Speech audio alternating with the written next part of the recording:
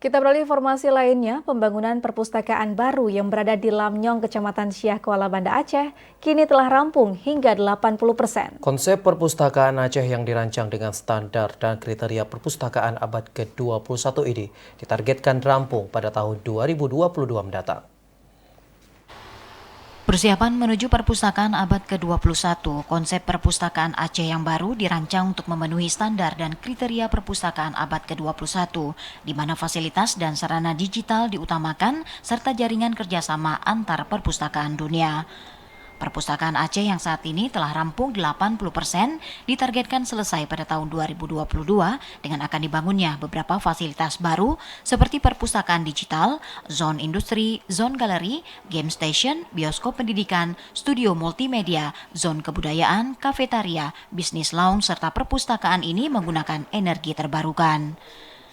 Kepala Dinas Perpustakaan dan Kearsipan Aceh, Dr. Edi Yandra SSTPMSP, saat melihat langsung progres pembangunan pustaka baru ini menyebutkan, perpustakaan ini akan mengembangkan sistem kerjasama untuk sistem peminjaman buku antar perpustakaan seluruh dunia. Dengan OLDC System, yang jumlah perpustakaan yang sudah tergabung lebih dari 68.000 perpustakaan dan lebih dari 10 juta koleksi jurnal.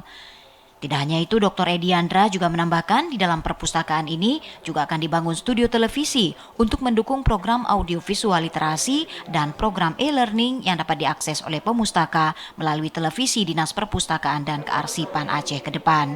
Dengan gedung baru ini serta fasilitas baru yang modern dan canggih, Dr. Edi berharap dapat memberikan perubahan pada minat baca masyarakat Aceh serta menjadikan perpustakaan ini sebagai ikon kebanggaan masyarakat Aceh dan pusat referensi serta perpustakaan akan menjadi kebanggaan masyarakat Aceh.